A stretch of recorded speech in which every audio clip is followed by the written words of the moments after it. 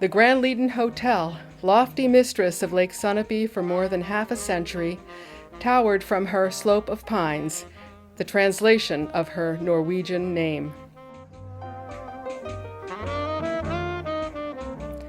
Farmer and Civil War veteran Josiah Scott had acquired 160 acres of farmland from Samuel Gardner on the west shore of Lake Sunapee in 1873. 10 acres of that land was sold to a Dr. Arthur Nilsen of New York City in 1889. In 1896, it was Dr. Nilsen who persuaded two sisters from Springfield, Massachusetts, Annie and Carolyn Covell, to purchase Scott's 118-acre farm, where they established a so-called family boarding house. Nilsen also persuaded the sisters to call their new venture Granliden. In their small hotel, the Covell sisters could host what was noted as the right kind of working girls from the city for summer vacations beginning in 1897, adding a laundry and several freestanding cottages.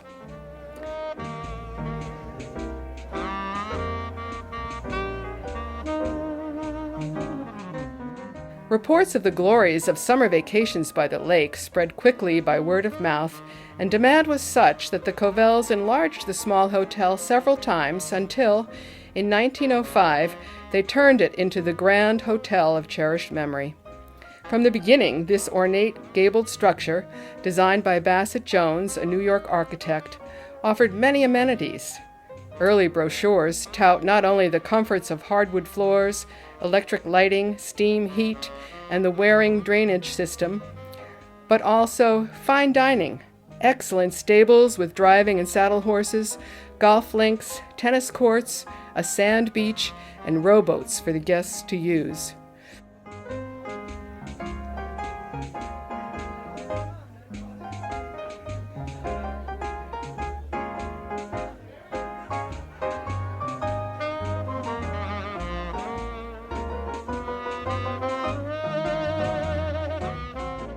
Woodsum Company steamboats delivered guests who came by train to Lake Sunapee Station in Newbury.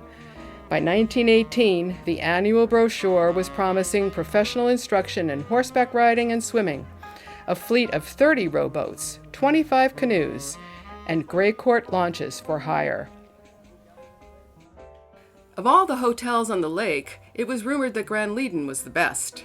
In its heyday, the hotel accommodated 250 guests in grand style, with all-inclusive room and board rates in 1932 starting at $6 a day or $35 per week. However, the hotel would sometimes offer lower rates to young single men so that young ladies could have dancing partners. The brochures also promised an orchestra which would perform morning concerts and play for dancing during afternoon tea as well as evenings. The original Scott farmhouse, which had been moved away from the main building, became the home for the musicians. It was to this setting that Giovanni Tallarico, an accomplished cellist, at the invitation of his good friend Dr. Nilsen, came to Granliden to serve as musical director from 1920 to 1932. Not surprisingly, Victor and Ernest Tallarico, sons of Giovanni and his piano teacher wife Constance, were also gifted musicians. After his father's retirement, Victor was hired to be Granliden's orchestra leader in 1941 and 1942, and for 4 years after his service in World War II.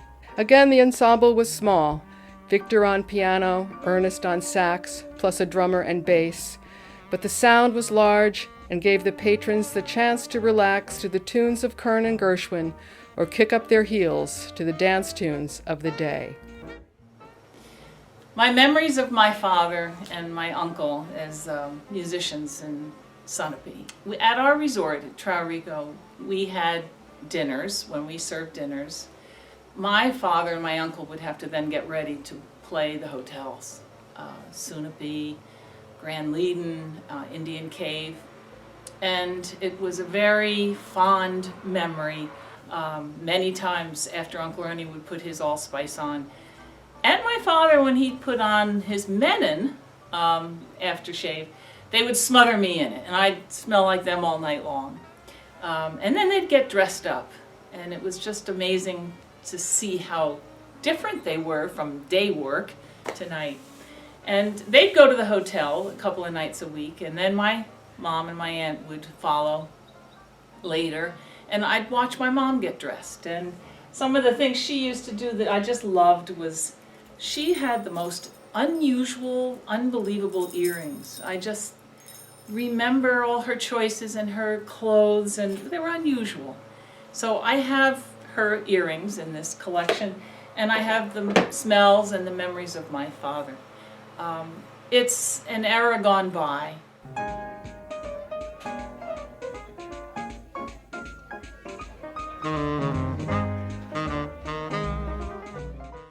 The backstory of my family's times at Granliden.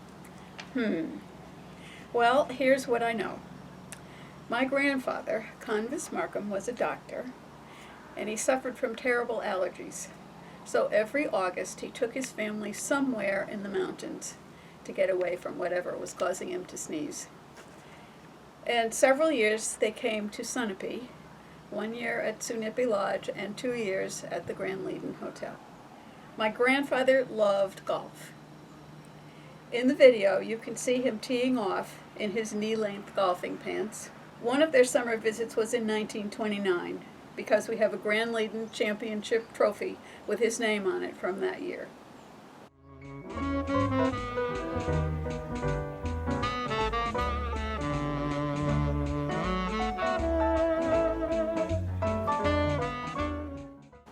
My grandmother, Susie Markham, also played golf, and we have some ladies' irons which we think my mother may have used. My mother, Peggy, was the oldest of their 3 girls. She would have been 12 to 14 years old. She remembered dressing up and walking down the stone stairs, which you now can see outside the Valley's house. And they would go there to show off their finery before dinner.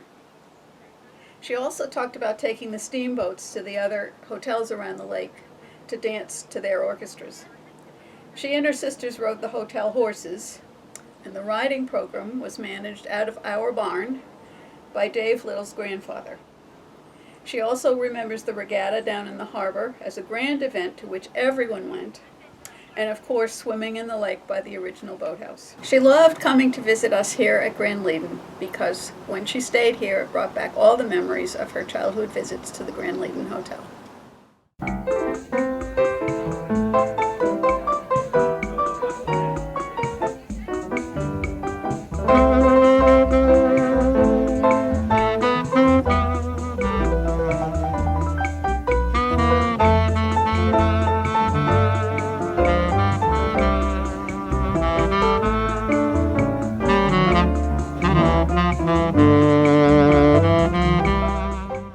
My connection to the Granliden Hotel goes back 3 generations to my great-grandfather Charles E. Shepherd, who owned a riding academy and a set of other businesses in New London.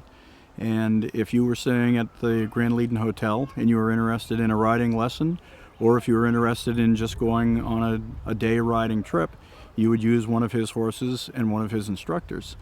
And one of his jobs was to get the horses around the lake from New London over to the Granliden Hotel and the other hotels. And my father, Arthur Little, was recruited as a 12-year-old to take the riding stock from the main stable over on Main Street, New London, around the lake, and he would leave New London riding one horse and leading 2 or 3 others, and then he would show up at the Granliden Hotel or at one of the other hotels and drop off 3 or 4 horses and then take 3 or 4 horses from that location to another hotel. Apparently, as a 12 and 13 and 14-year-old, one of the attractions for my dad for delivering horses to the Granliden Hotel was that behind me, bordering Granliden's beachfront, is the Weathers estate, and a young lady that he thought was quite attractive back in his early teens was Marion Weathers Grassy.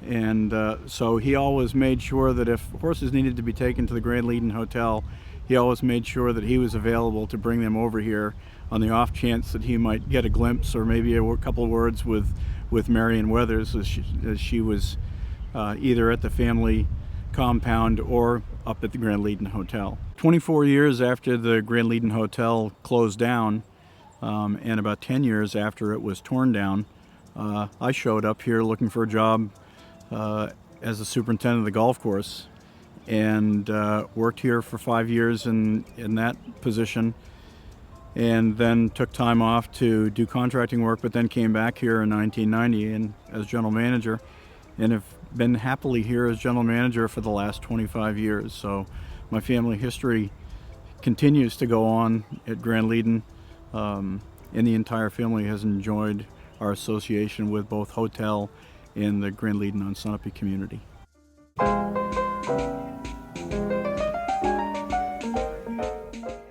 Many of the Granliden pines fell during the 1938 hurricane. A hotel carriage is a thing of the past. The Armenia White and the Lady Woodsome steamers which brought guests to Granliden have docked for the last time. The whistle of a train bringing guests to Sunapee from the cities is only a memory. The caddy camp, the livery stable and bridle path, and the dancing to the music of an orchestra in the ballroom have all been relegated to another era. The slow decline of the grand hotels started with the invention of the gasoline engine, which enabled people to drive to any destination they wished. In 1954, the Granliden Hotel closed its doors, and the Society of Jesus, a Jesuit order, bought Granliden to use as a summer retreat. It was sold in 1966 to a developer, and thus marked the start of the Granliden community that we know today.